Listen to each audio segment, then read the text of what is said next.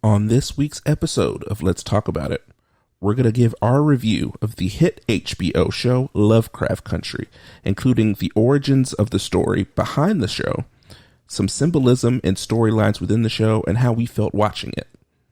And in our relationship section, we're going to talk about how to maintain relationships with people that you don't agree with politically.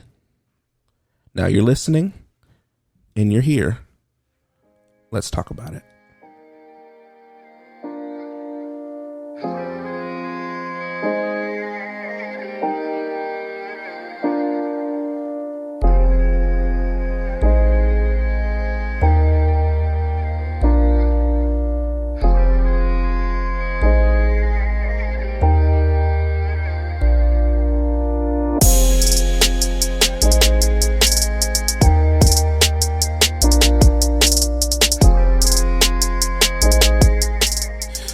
Well, hello there.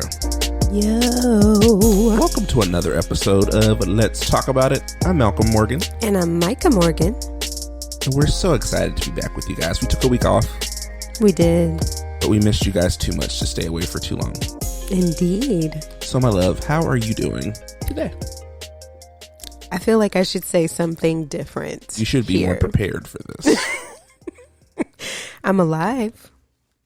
I'm grateful for that. Evidenced by your voice on the microphone. Yes. Yeah. I mean, yeah, you know. Yep. How are you? I don't know now. I'm a little concerned about my existence. No, you should be fine.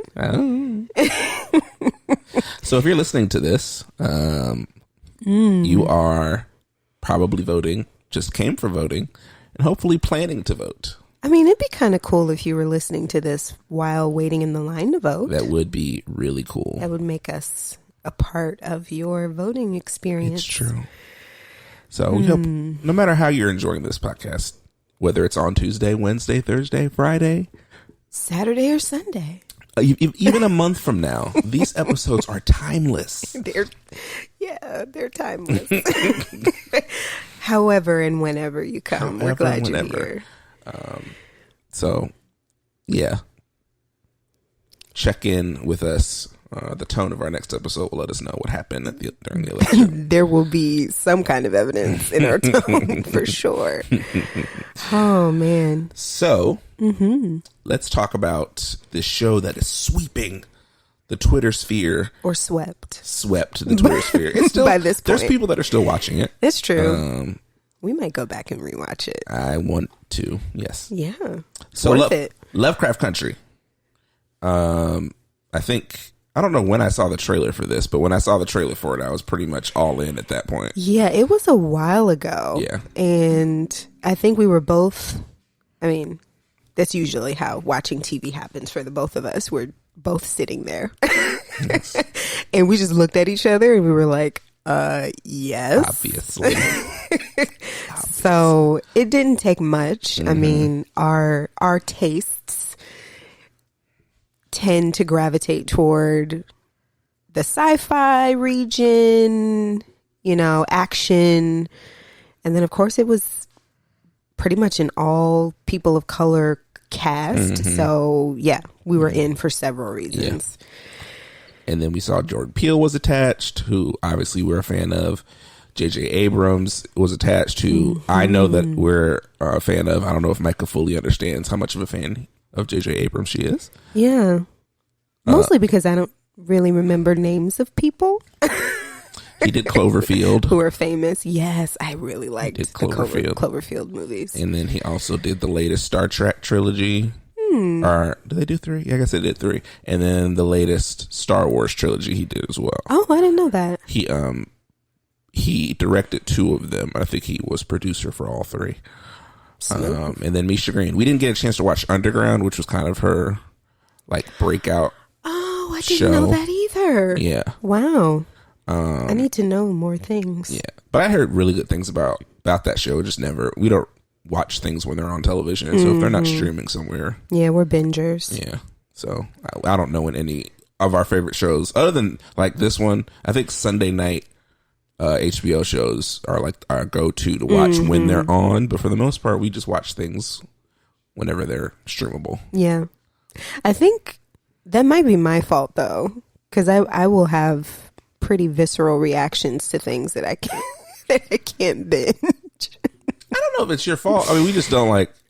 We don't have time. Well, yeah, we're not necessarily sitting there like on the TV looking for something to watch. Like, Indeed. When we watch something, it's because we have been thinking about it or saved it, have been waiting to watch it, or it's a new season of a show that we've been watching.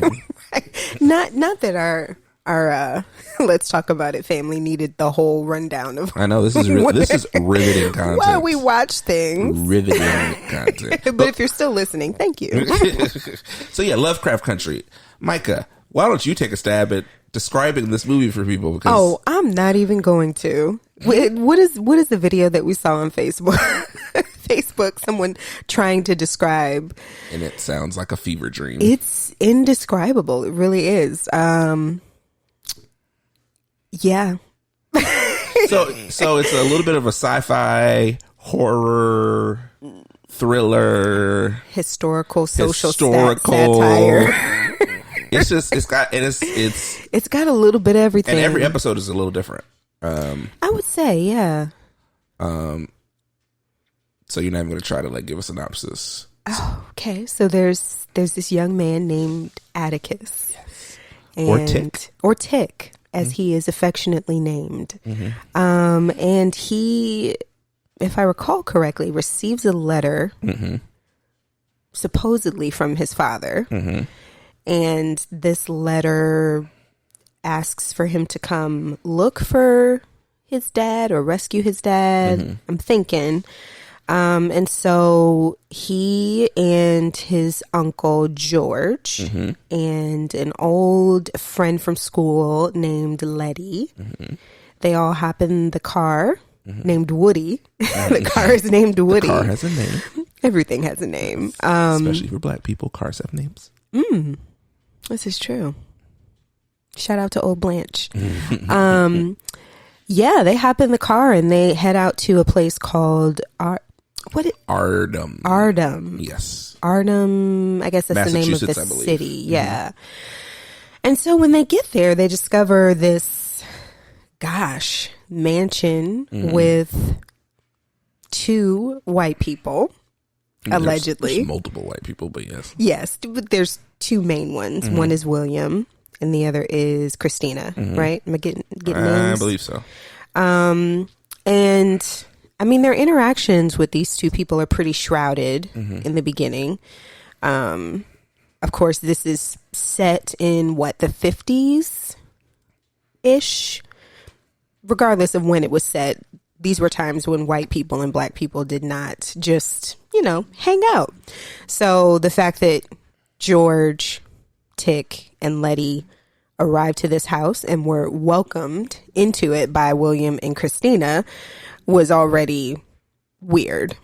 But they end up encountering some magic while in this mansion, and William and Christina's, I think the way they frame it is it's Christina's dad, who's also in the mansion. You were right, 1950s, by the way. Nice. I mean, it was purely a guess.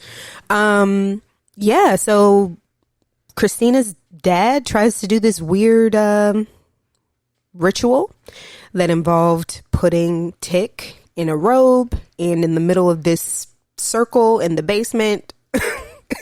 This probably sounds very strange to our listeners who haven't watched it. And he starts speaking this weird language, lights, camera, lots of weird things happen, and the building collapses, and Tick, Letty, and George make it out. But I think by this point they've also found Tick's dad too, right? Yes. So I'll be honest, I was hoping for more like an overview of the whole. You're like going like, we're still in the first episode, by the way. This is just the first episode, but I feel like this is, I mean, that was an important setting the stage kind of an episode. Yeah. All of that to say. So I could I could read you what it says on Wikipedia about the show. You know what? I don't trust Wikipedia. No, I'm just kidding. Okay. Anyways, Lovecraft Country follows Atticus Freeman as he joins up with his friend Leticia, or Letty as we've been calling her, and his Uncle George to embark on a road trip across 1950s Jim Crow America in search of his missing father. This begins a struggle to survive and overcome both the racist terrors of white America and the terrifying monsters that could be ripped from a Lovecraft paperback. So a little bit of background about the Lovecraft story. What helps kind of shape this is that the original writer is H.P. Lovecraft. Is it H.P. or H.B.? H.P. Lovecraft.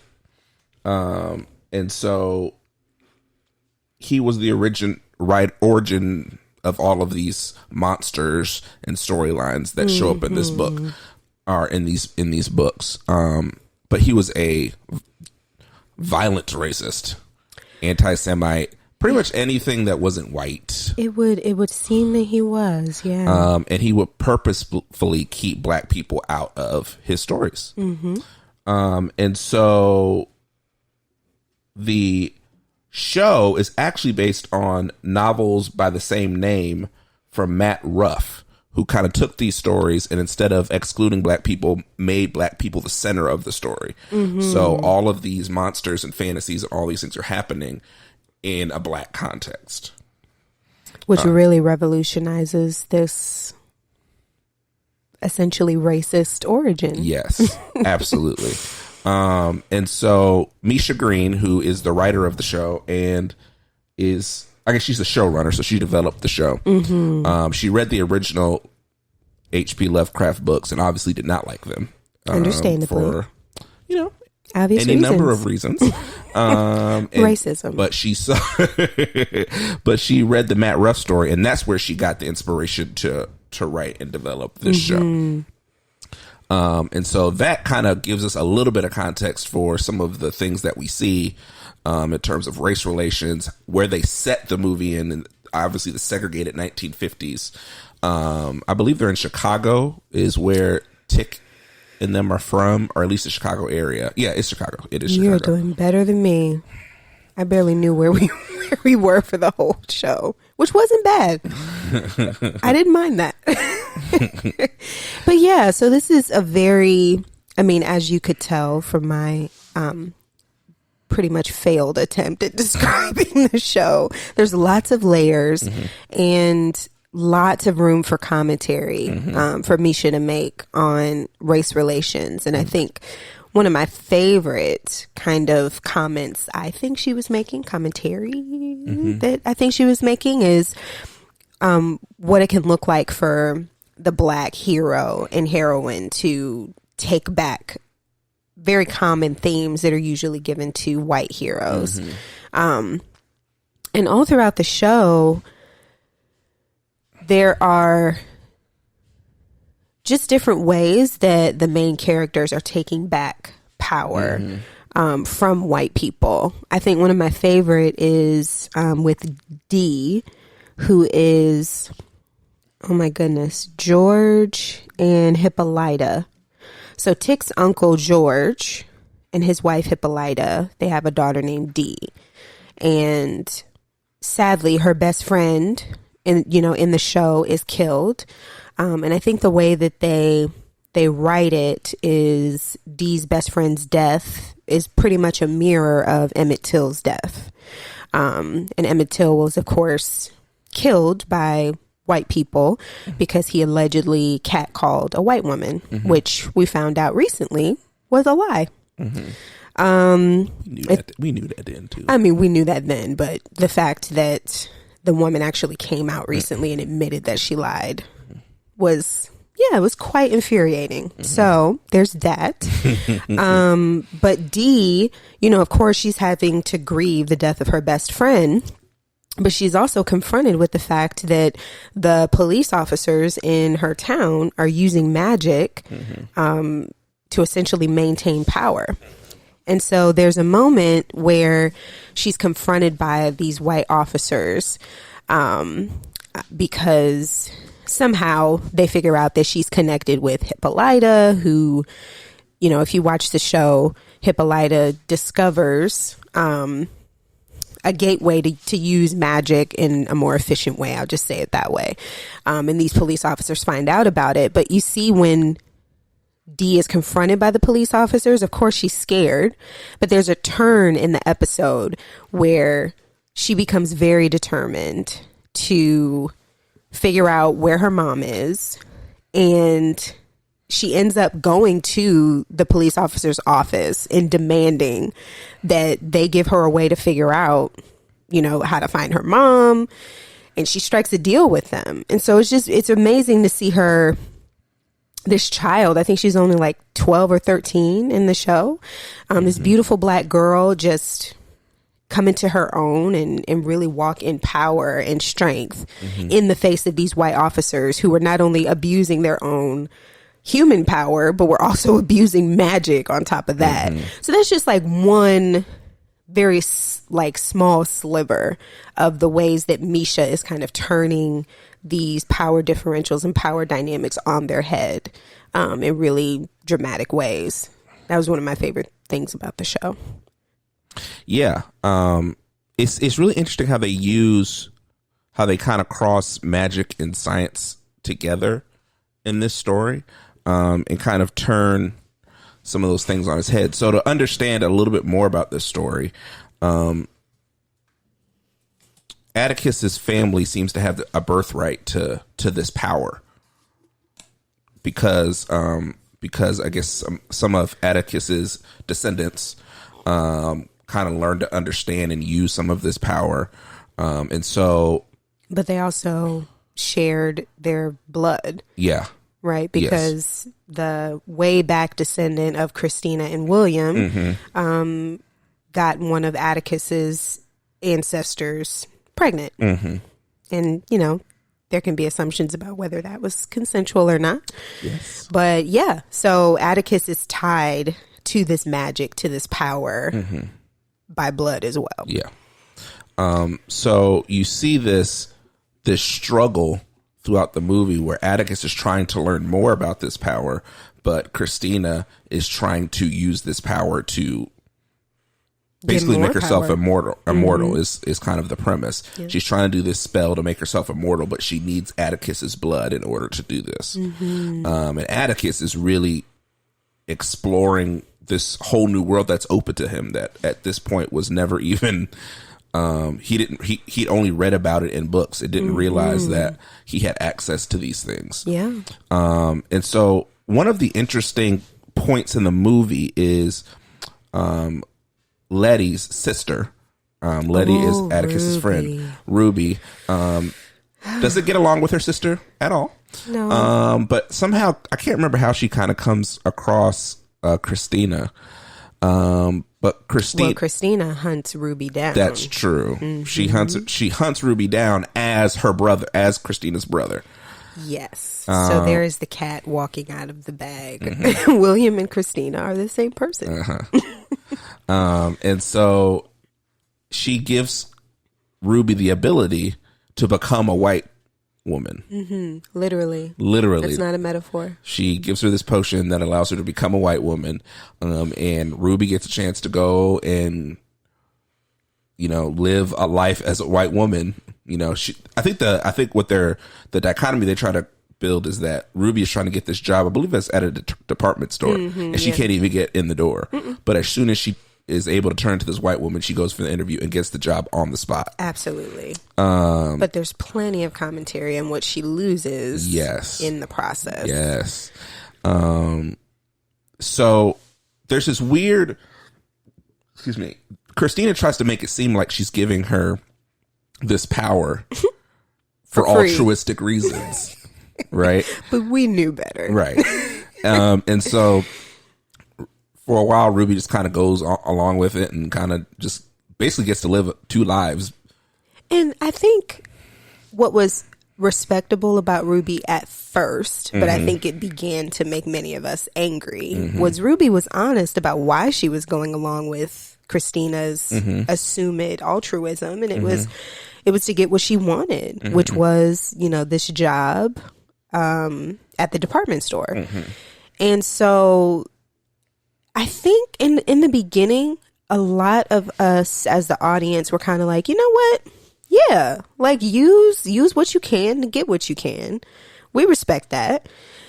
But then there were some compromises that Christina asked of Ruby that essentially put Letty and Tick in danger. And so you see the ways that Ruby's selfishness really, I mean, it really makes you confront a choice that I think, I mean, I don't want to use absolutes, but many people of color have to make, where it's like, okay, there are going to be opportunities where you can, you know, attain more power. Yeah.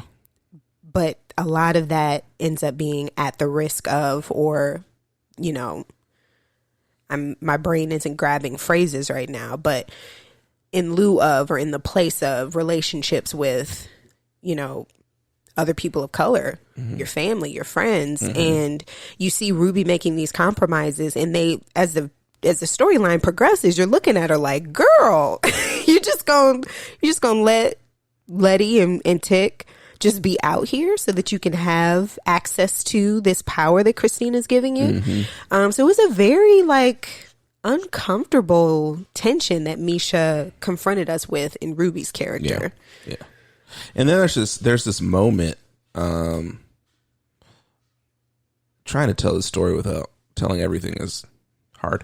But there's this moment where, after she's gone in and kind of gotten a little bit of revenge against a white man who was, a little bit of revenge. Yes. Is that how we're phrasing it? How else do you want me to go into detail and describe what happened? It was a lot of bit of revenge.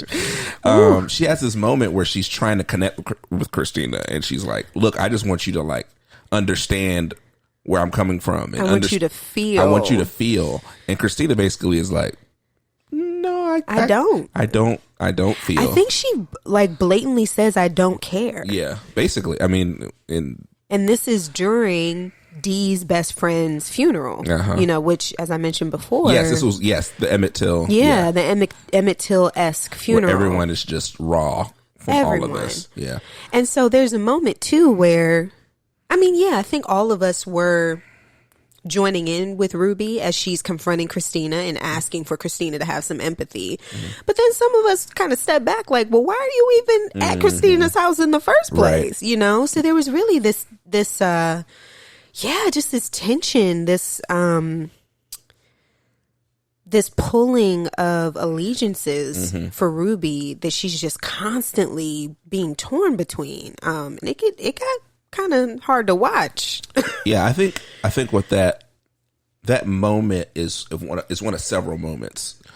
So there's a scene early in the movie when Atticus, his uncle, and Letty are trying to get to Artem, and they're driving through a sundown town. And so if you don't know what a sundown town is, it is basically any town or county where white people decided we better not see black people out here, and if we do, we're going to kill you, essentially. After the sun goes down. So they're trying to... It was a real thing, too. We're not making this up. Yeah, so they're trying to get through this county. The cops are on their tail.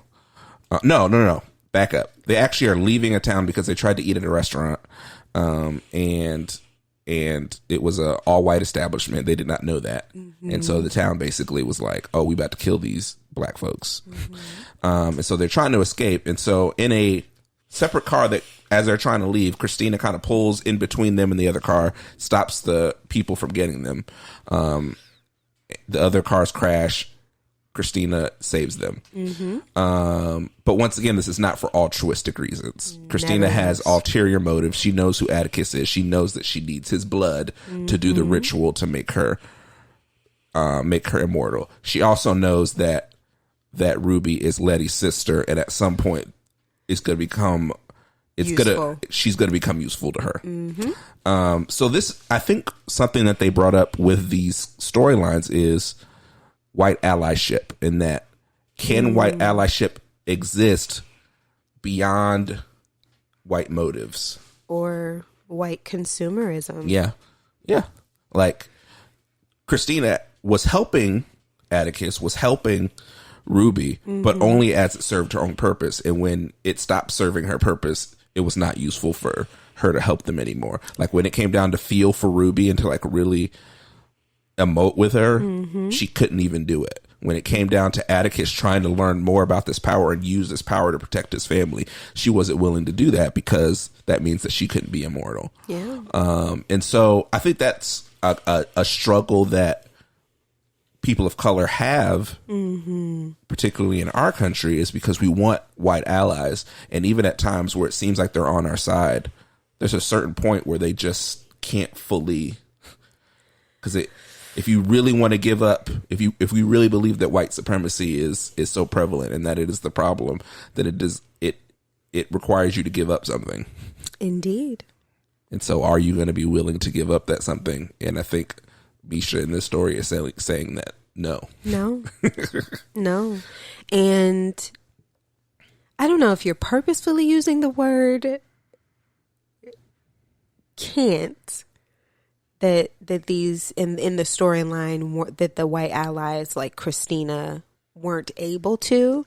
I think I would say that the message Misha was sending is that they just weren't willing to. Like it wasn't about ability. Christina very much had the ability to share her power. Absolutely. But she chose not to because like you said, it didn't serve her.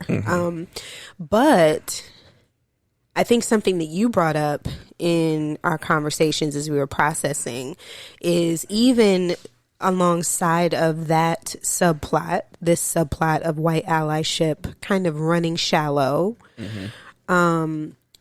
you noticed that there was this constant trauma bonding that the cast, the characters were doing. And gosh, I mean, we could have a whole episode of how people of color in America have learned how to bond over our trauma. But you would see constantly throughout the show, after moments of near death, or before moments, or right before, you would see these characters, Letty, Atticus, George, sharing intimate moments together, or laughing together, or just bonding or reminiscing, and it's like, wow. And you see how their relationships just got stronger and stronger and stronger throughout this show because they learned, like, look, it's us against them. We only have each other. Yeah. Let's stick together. Like this, you're all I got, and it's just really beautiful to see the ways that Misha pulled that out and juxtaposed it with this very self-absorbed, consumeristic behavior from Christina. And Christina, you see her pretty much acting alone in the entire show. So it's also a very interesting contrast as well. You see this woman who wants to, get and acquire all of this power, but she's not sharing it with anyone. Sacrifices her own brother. And she's being outwitted, outsmarted by these beautiful Black people who have learned how to stick together, that we're going to share power, we're going to share knowledge with one another, and they ultimately win. Yeah. So I think Misha's saying something there too, Yeah. One more thing before they spent a lot of time but going through each character's history. And I had a really hard time like articulating this when we talked about this before we did the podcast, but it seems like everybody just really had especially the Black characters had a very complicated history. It wasn't straightforward. Atticus's uncle dad had a complicated history. Letty, we learn a lot about her past. A lot of emotional abuse for Letty. Yeah. And Tick. And Tick and his father. Oh, that's right. Father and uncle. So it's like the white side of the equation was a little bit more straightforward. Hey, this is our birthright. Yeah. This is our birthright and I want it back. Whereas the Black characters in the show are really dealing with a lot of emotional baggage that really weighs them down. A lot of traumatic experiences that are happening all throughout this movie. And I think that's really emblematic of a lot of our stories as Black Americans. It's it's not pretty. It's not straightforward. And in many ways it weighs us down in so many, whether it's emotionally, whether it's spiritually, whatever. Those things can weigh us down and really don't allow us to see things clearly.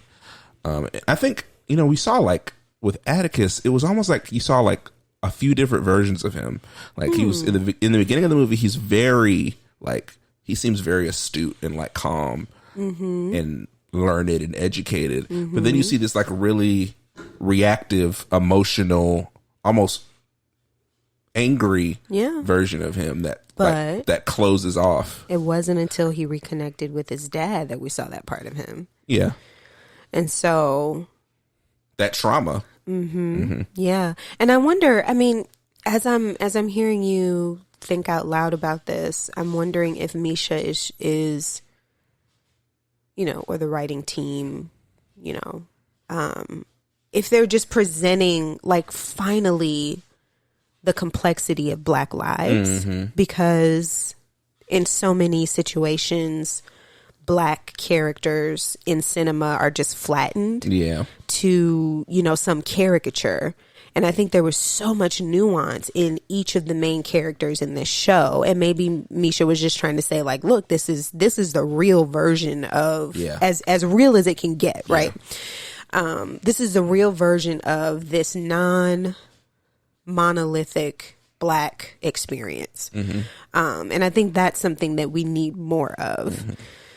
Or was she trying to kind of pull out the ways that white history is very neatly written out, and first A happened and then B happened and then C happened and then D, and that's kind of this element of how does the saying go? Like history is told by the victors or something like that. Yeah. So maybe she was trying to kind of juxtapose like, this is the other side of a whitewashed or a white told history. I mean, to reiterate that, when Tick has a moment to go, he goes into the future and finds out that his son writes the book that is the Lovecraft Country book. Yeah. And so what they're trying to do in the present, that he reads the book and sees what the future in the book is, and is trying to change it. But it ends up still happening. So it's like, you're the history, we don't have a chance to like really forge or change our future. Where Christina, I think she felt a level of inevitability that this would happen. Interesting. That she would get her way. And she felt entitled. And whereas the Black characters really had a hope that they could change, that they could change things. Whereas Christina expected it like, of course. No, this is set. Yeah, I'm gonna manipulate all of this to get my way so that I could be immortal. Whereas Tick and them are like, okay, I know what the book says. I know what. Yeah. It's supposed to be. I know I've been told that I'm going to die, but I'm going to change it. Which is another, like, goodness, there's so many elements of this show that we could talk about forever, but Black hope. Yeah. Like, there is a supernatural ability for Black people to maintain hope in America. Yeah. How, I don't know. Yeah. You know what I mean? Like everything in this story was pointing to the inevitability of Christina succeeding. And you see moment after moment of Tick and Letty and George, Hippolyta saying, no, we're still going to try. Like, so I think there was a moment, like you said, where Tick basically says like, but there's another future. Yeah. Like, yes, that's what this future says, because he had already gone into the future and seen it. But he was like, but there's another one.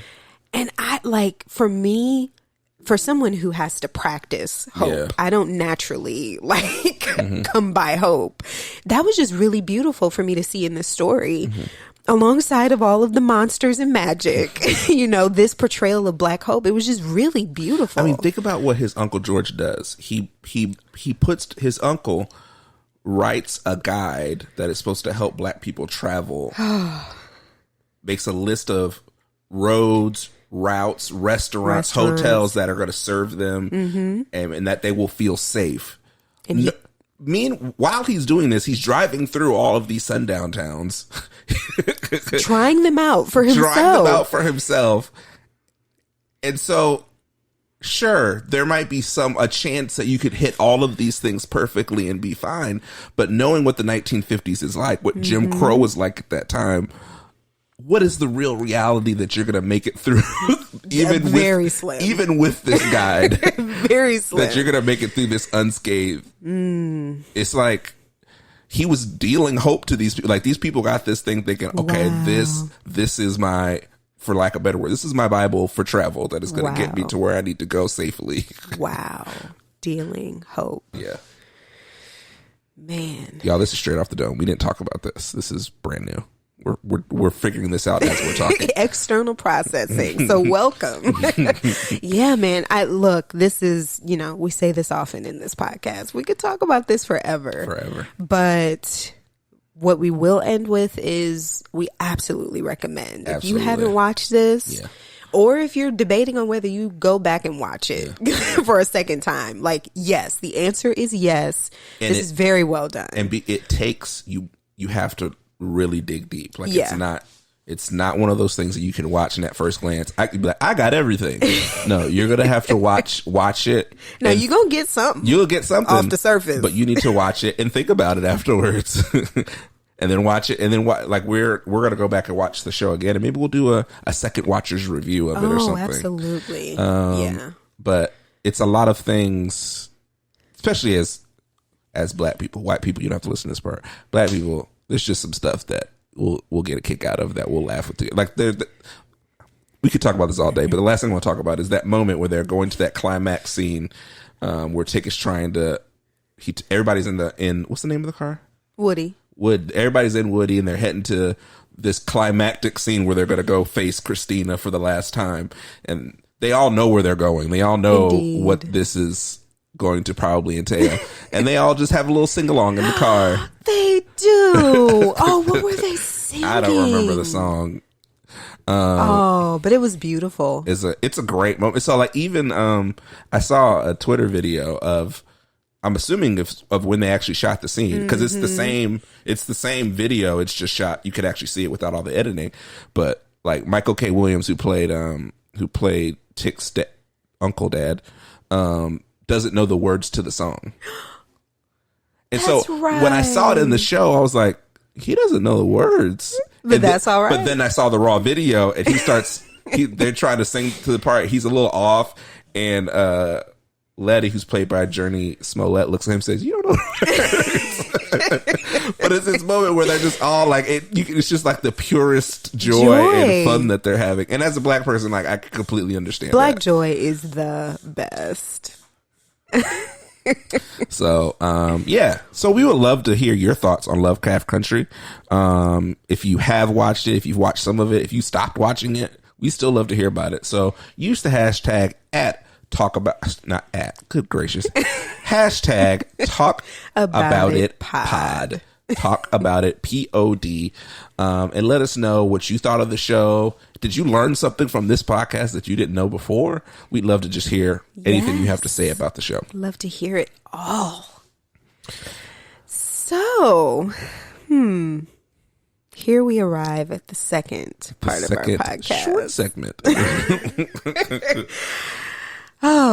So today something happened. And by the time you listen to this, or by the time this drops, I don't know if we're going to know what the decision is for our president. We won't know. Well, this drops pretty early on Tuesday. This does drop pretty early, so we're going to be in the thick of things.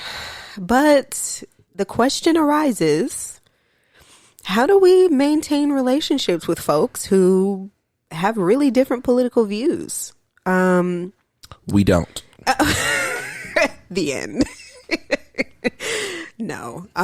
There's obviously more to it than that. But I mean, to begin the conversation with a very obvious statement, it's very difficult, right? Like, this is not like unicorns and butterflies kind of stuff we're talking about. I think what what we're maybe not discovering, but what is being put in front of us even more recently is that politics are not this aloof, abstract thing that doesn't affect people. Like, I think in the last 4 years, we've really seen how people's lives have been affected by what decisions people make at the polls. And so to ask ourselves, how do we maintain relationships with folks who have different political views, is to ask, well, how do we maintain relationships with people who make decisions that directly affect our lives?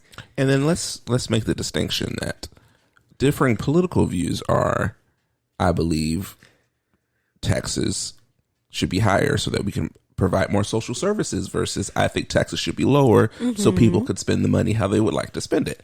That is a political difference. A political difference is not whether or not a person of a certain race should have rights or be in this country at all. But see, that's what's interesting is the conversation for us, for Black people, like I think it's easier for people who are marginalized and oppressed systemically in this country to see how that is. I'm having trouble putting this into words.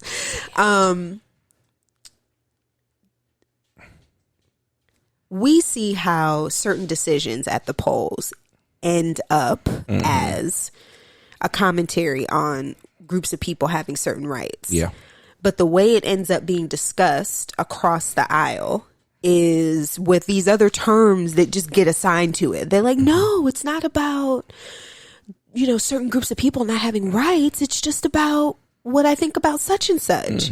And so it becomes this kind of gaslighting, crazy making, where you have people of color, the LGBTQ community, Native people, they're all looking at like other people like, whoa, no, like this, the decisions that you're making are grouping us into disenfranchised groups. Like, and it seems so obvious to us, but you have people kind of assigning different language to it. And I think that, as you might be sensing right now, is one of the most infuriating things about it, is that language is being weaponized against people so that people are calling things one thing and it's just not that simple. Give us an example.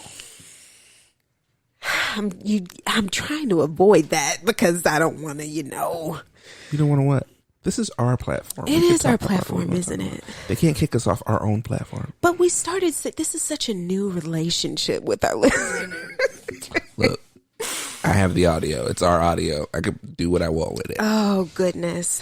Okay. Well, why not just go straight for the moneymaker, right? Abortion.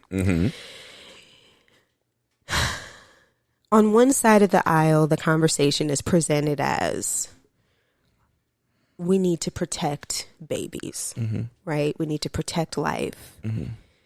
But on the other side of the aisle, you have women saying, first off, the conversation can't be reduced to women go out and have frivolous sex and then they don't want to have children and so they abort babies. I think I've heard so many women eloquently explain that it is dehumanizing to reduce the conversation to that. And it's been reduced to that habitually and purposefully for so long. But then secondly, you have this conversation being presented as a pro-life conversation. And women are trying to just like nuance the conversation and just say like, look, this is not an easy decision. This is not something I just wake up in the morning and I would love to do this today. All I'm asking is that you allow me to make the decision. And for me, like, to just be able to allow the nuance to remain in the conversation, like, I think that's a reasonable request. Yeah. But you have so many people who politically want to reduce it out of convenience because it's easier to sell. It's easier to put in a commercial, and it's easier to dangle in front of the faces of certain groups of people so that you can galvanize them and get them emotional and send them to the polls. And so I think that's one example of how these conversations get flattened and language gets parsed out purposefully so that you can like get a certain emotional reaction, and you have people on the other side of the aisle like, whoa, whoa, whoa, whoa. Like, it's not that simple. Yeah. All I'm asking is for you to keep the gray and keep the nuance in the conversation. And people are refusing to do that. Yeah. I mean, I think what frustrates me sometimes about this conversation, and usually around election time, around this time, I see a lot of some of my friends and followers, particularly ones I went to college with, talking about, well, we just all need to just be able to accept differences of opinion. Oh my. And as a black man, I think that's complete BS. Because some people's opinion is that I don't belong here and that I'm less than. Exactly. And so I can't accept that. But the thing is, that's not acceptable. It's not acceptable because like those opinions have weight. Like I wonder if people forget that those opinions end up influencing votes and policy and those policies dictate what rights and opportunities people have. But the conversation keeps being shared like, oh no, it's like just what you an think, opinion. What you think doesn't affect people. Your opinions don't affect people. And I think that's another thing that's making relationships across political lines difficult, because we're not accepting that our thoughts and beliefs actually do have influence on our lives. And I think it wasn't until the last 4 years that I really started to grapple with that. I think, I had been voting for a few years before then. And I went to the polls and I was like, yeah, I believe this. I believe that. I'm going to select this box and I'm going to select that box. But now the gravity. Yeah. The gravity is in our faces. And when I step into the polls, I'm like, whoa, I'm thinking of people as I'm picturing faces. I'm picturing faces of people who I don't necessarily share an experience with. I'm thinking of, we don't have children yet. So it's like, I'm thinking of children. I'm thinking of, our more seasoned, older citizens, right? I'm thinking of the LGBTQ population. I just worry that we're only thinking of ourselves as we step into the polls. And I think voting is an opportunity to not just vote for ourselves, but for people who maybe don't have as much of an opportunity to speak for themselves. Or don't have the influence. Yeah. So to pull it back in and kind of wrap up this topic, we've kind of talked about how it's polarized. It's very polarizing. Very polarizing. And points of view can vary, but there's also a line. At some point, there's a line. So, but how do you maintain relationships with people, and when do you decide not to maintain a relationship with somebody? Yikes. And I think that's a tough thing. I mean, I have some people in my relationship circle who believe very scary, what some people would describe as political things. And so that definitely changes how I engage with them. I don't want to have a lot of conversations with them. No. Because we obviously don't share a lot of the same values. And I think in this political environment, you realize that more. Yeah. And I think that is what maybe hurts more, is that people that you thought you shared values with, when it comes down to it, we're not even really on the same page. But where I can find at least some ability to look past that is when, once again, I know your heart. When I know your heart, and when I have a relationship with you, I know your heart, and our differences are not in how you treat somebody or how you respond to somebody. But when it's the example I brought up before, if we just disagree on taxes, on how taxes should be levied or collected. That's one thing. Maybe. I think it's one thing. Yeah. I mean, it tells me something about your priorities, but it doesn't necessarily tell me a lot about who you are as a person per se. Okay. I'm tracking with you there. Yeah, I think for me, and the line is fuzzy. Mm-hmm. I think what we're going to come away from this conversation with is we're not going to give you the perfect algorithm for deciding which friends to keep and which, not to. But for me, I'm beginning to learn how people are responding to the suffering of others.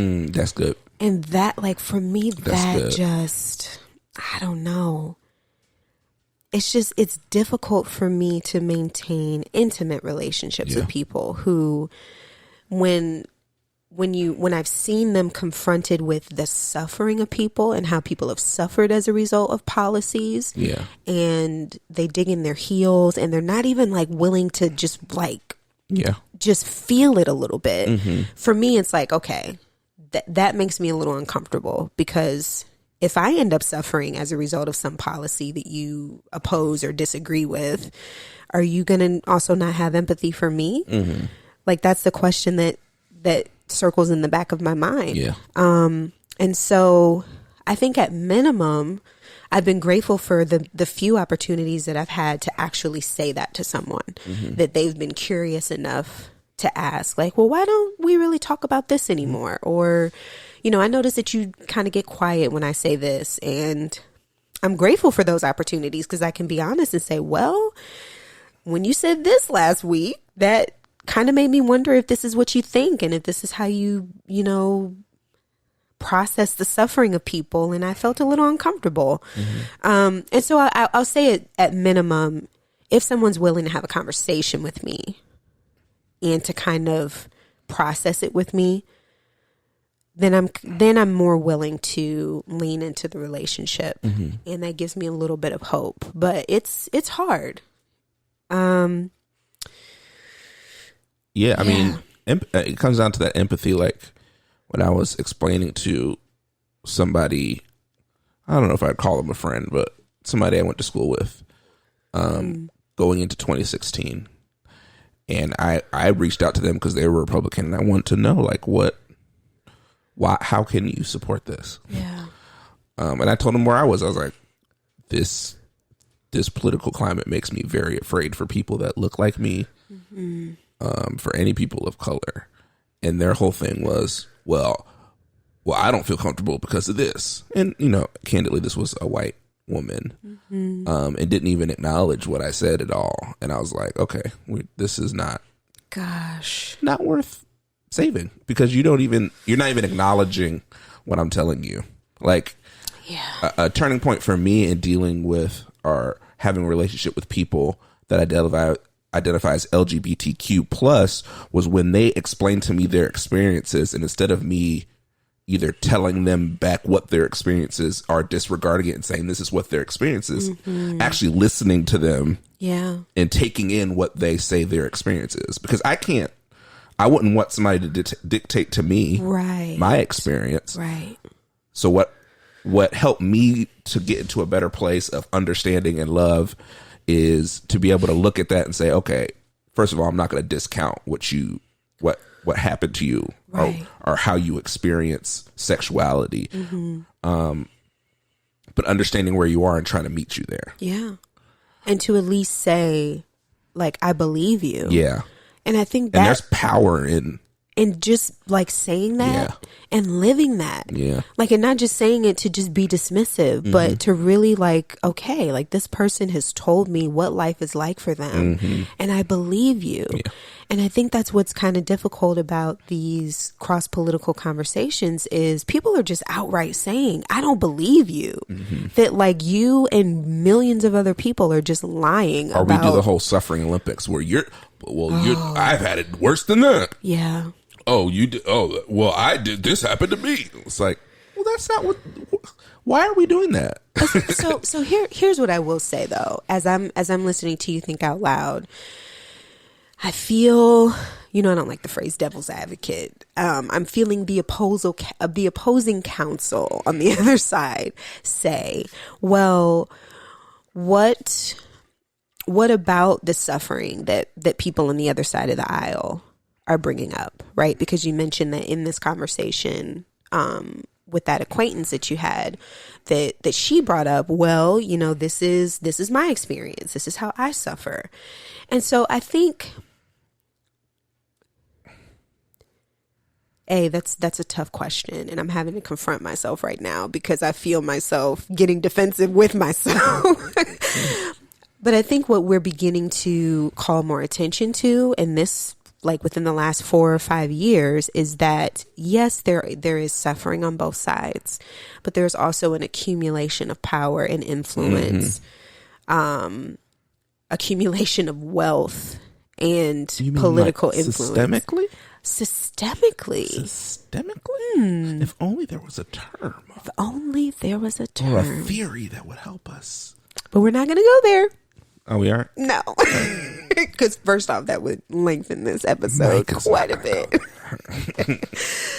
But yes, I mean, if you're listening, you get where we're going here, right? There's a larger story, and there is a history that we can't ignore. Like, our country didn't just pop up in 2016. There are things that we've left undone and unsolved that are still affecting people today. And that is the narrative that we're trying to get people to finally, like, just accept it. Like, there are whole other countries that have been willing to put up monuments and set aside observances, whole days where they say dollars, where they say, you know what, we messed up and we're trying to fix it. And for some reason, America just, I don't know, we just chose not to do that. We're past that, Micah. Oh, yes, we're moving forward. My bad. America. Yeah. Everything's great. So that's the other part of this conversation, is that people are trying to maintain cross-political relationships. And it's more difficult because our history is being ignored in that process. Unacknowledged. Yeah. I mean, pretty much. I mean, you could apply that to any relationship. Unresolved. Unresolved. I don't know what the word I'm looking for. Histories. Or unresolved tension or unresolved conflict. In any relationship will just eventually eat away at the relationship. Yeah, it's going to come back up. If you have a problem, like we experience it, if we have something that's not right between us, if we don't address it, it doesn't go away. It doesn't. We can try to avoid it and roll off of it and go underneath it and act like it's not standing there. Assign new terms to it. But one day I'm going to blow up or you're going to blow up and then it's going to hit us in the face. Yeah. And so that's the thing with America. I think this is one of the many times it blew up in our face over the last few years. Yeah. And so it's put a lot of people in situations where you have to decide, you have to really be careful about the people you put around you, and the people that you allow into your relationship circle. Yeah. And some relationships are unsalvageable. Sadly.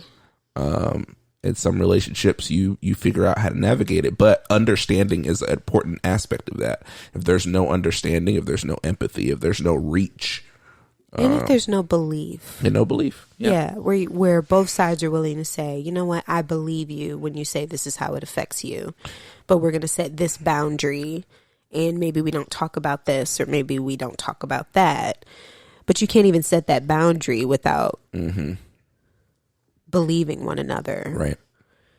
So my hope is that as people are trying to answer this question for themselves, that there's at least opportunities for real conversation. Yeah. I think what's hard to see is that there are these like layers of awkwardness where people are just kind of dancing around it, being passive aggressive, not really talking about it. My hope is that people are able to at least say, you know what? Yeah, I am uncomfortable with what you believe because it has real consequences. So maybe that's the best we can give you guys. I'm sorry, y'all. Find your boundary. Find your boundary. Find your boundary, and try to fill your circle with people that understand and love you and have empathy for your experience, even if they don't fully agree with you politically. Yeah, that's what it comes down to. Well said. I tried. I stumbled through most of this podcast, so I thought I ended strong. If you were stumbling, I was careening down flights of stairs. So, Micah, let's talk about, what did we learn today? What did we talk about? Well, we spent some time exploring the nuances and the beauty of Lovecraft Country. Yep. And we hope that we didn't scare y'all away with particularly my weird explanation at the beginning. That all came down to, yes, please go watch it, go rewatch it. Do it. And we ended today with a complicated conversation about how to have relationships with people who have very different political views from us. And so, as we always say, we don't want this conversation to end here. So head over to Twitter, use the hashtag #talkaboutitpod, or you can @ me on Twitter @ spoken worship, or me @ Malcolm M Music. That's Malcolm M Music. Lots of M's. Yes. I had to make it complicated because someone had your handle. Yes. So y'all, thank you so much for coming. Thank you for joining us. And as always, let's keep talking about it. Let's keep talking about it.